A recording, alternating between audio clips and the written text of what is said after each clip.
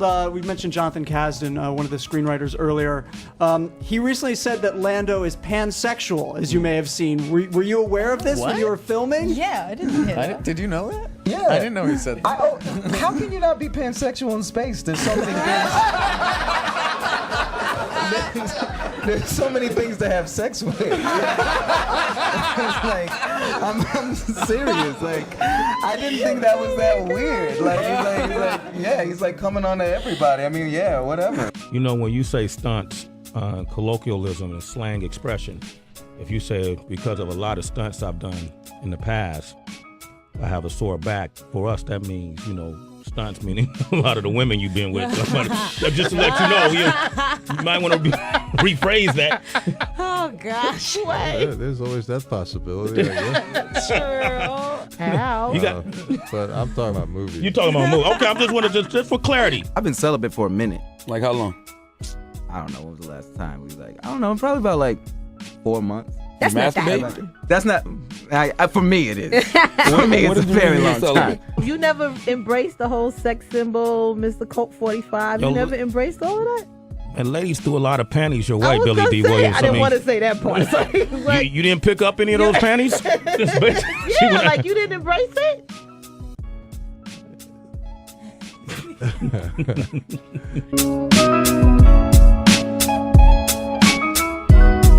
So, Twitter's only 140 characters. Can you take it out of context? What did it mean? I mean, with everything, it was a poem about freedom. I'm not gonna explain my art because that's not what art's supposed to do. It's supposed to be a conversation. When was the last time somebody was mad about a poem?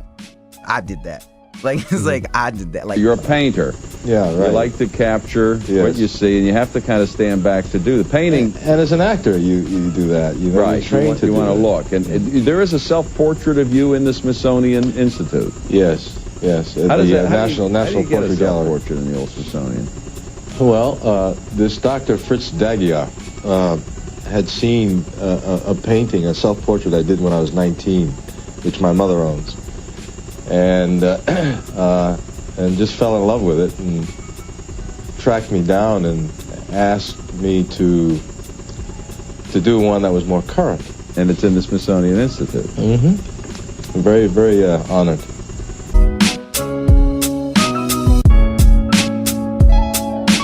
I walk down the street, a white lady with her daughter. The white lady's he kind of looks homeless, and the daughter's like, Troy, Yeah, I was going to say, I figure white people know who you are from Community. Yeah, but the kids, different people know me from different things. From different things. Yeah, so it's the kids know who I am. The adults are like, oh, okay, I've seen him on Sesame Street. I was reading some of your... people know you have it, who cares? Yeah, but it's if you know you have it, what do you care what other people say? Well, I'm doing this for us, really. I want it to be, when I'm out on the street and I'm trying to get a taxi, I want people to come up and be like, aren't you Donald Glover? And it's yeah. And it's why are you out here? I can't get a taxi. I want people to know. To see. I want people to understand. I'm wearing this for them. I'm not doing this. Okay, but what if the black guy walks up behind you in a suit and he gets a cab and they be like, well, Donald, see if you had a suit on. I know, but that's the same as see, you shouldn't have been wearing a hoodie. Or oh, you shouldn't have been looking so sexy. That's why you got attacked. Well, I should be able to do whatever I want. And I was honestly, I don't think I could marry a white woman. I don't think so. Maybe, but I don't think so. Because I need someone racist like me. I need somebody racist like me. Really? When he referred to the race problem in this country as an inconvenience. It certainly is. To say the least. Not as that's perfect. That's a perfect way to look at it. Well, it probably is, so you don't make your life about it. But I don't mean professionally. I mean personally as a kid. No, well, particularly I think if you're a bright person and you don't, and particularly I think if the way I was brought up in a very kind of eclectic atmosphere. I knew people from every kind of background you can possibly think of at a very early age. And if you have that kind of freedom in your life and, with devoid of all of those questions, those silly questions like race and all that sort of stuff, and all of a sudden you're faced with it, it's a bit of a rude awakening, and it's a bit frustrating, I would say. When were you faced with it? At what age? Well, I think you're always faced with it. You know, I think when it really sort of hit home is when I was in my 20s, when I was around looking for a place to live. But I remember one time when the Puerto Ricans became a real problem, and the one cab driver was talking to me and about the problems with Puerto Ricans. I said, well, last week it was me, today it's the Puerto Ricans.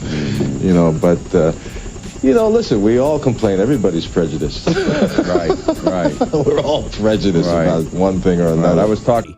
What was it like for you guys back at that time? Well, you know, it was a struggle. Yeah.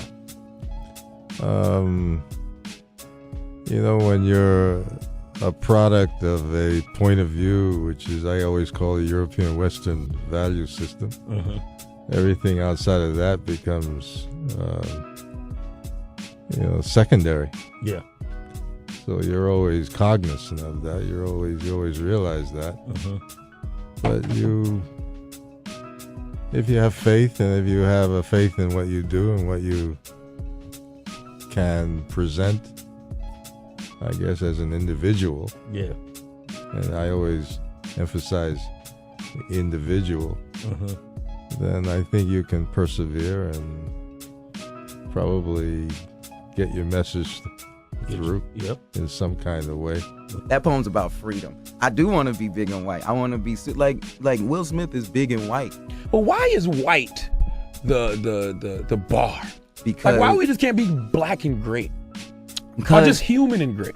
Well, yeah, I agree. Like, yeah, we always want to be like human and like we're all like part of the same thing because we are. But the truth is, we aren't because they won't let us. Like, that's the thing. It's like we have 400 years of data saying like they're not gonna let us. Like, that's the thing. It's like we got it. Like, I know my purpose. I know what we're supposed to do. It should be everybody. Like, we should be everybody. But like, we can't do that because it's just not set up. You get reminded like of certain. What black people need more than anything is a chance to fail. Like, Jaden has a chance to fail and learn. That's really what it is. Like, white kids get to fail all the time and be like, oh, that didn't work. I'm gonna try again.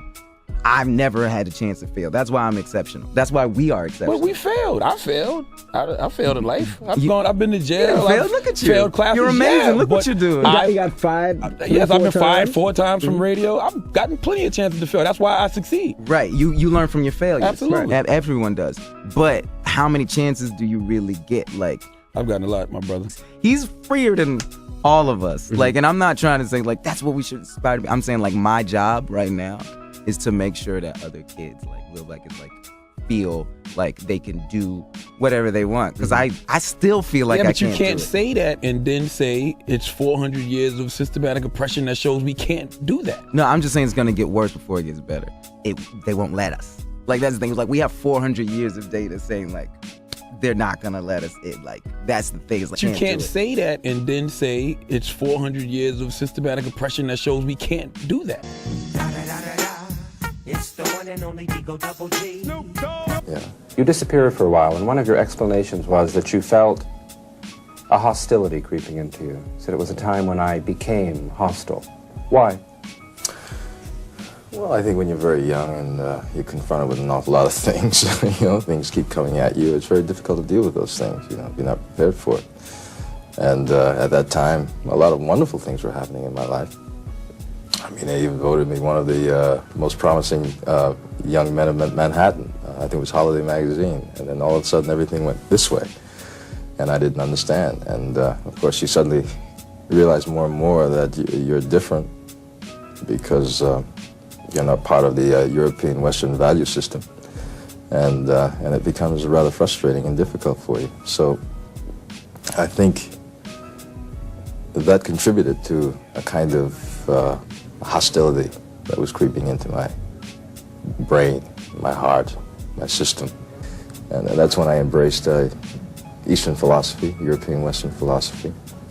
And I abstained for about a year from everything. Just sort of locked myself from everything. I mean, from work. I didn't look for work. I just sort of locked myself away and just read books and meditated. And at some point or another, I walked out into the world, and I was able to deal with the world in terms of myself, and myself in terms of the world.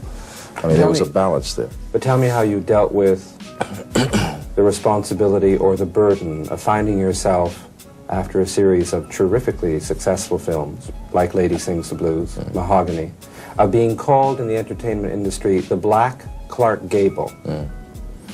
Well, I think, you know, well, certainly there's a balance in my life now, I think, and it's been there for a long time. And I think when I'm confronted with things like that, I'm able to put a proper perspective on it. You know, I think it's a compliment to be called, I guess, the Black Clark Gable. I mean, I'd like to leave it alone now at this point, but it's certainly a compliment. I think people are simply saying that, you know, there's a presence there that is reminiscent of that kind of feeling, you know.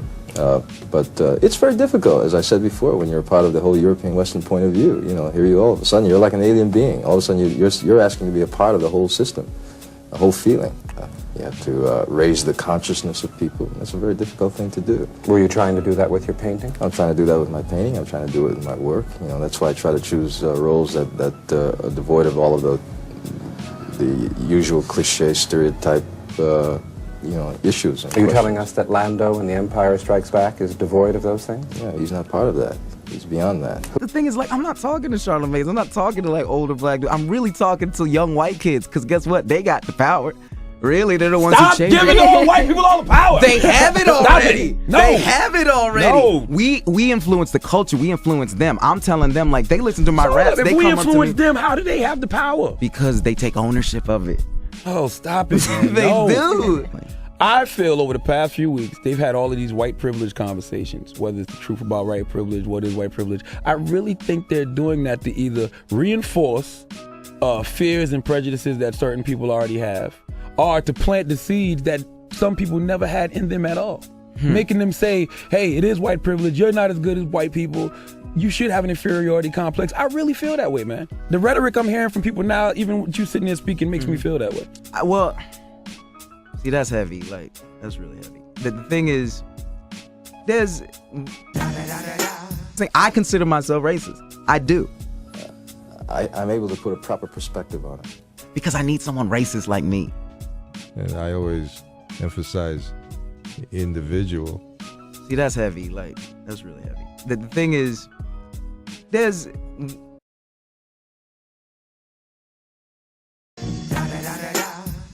the one and only Digo Double G. Snoop Dogg. You know I'm mobbing with the D.R.E. Yeah. You know the West Coast is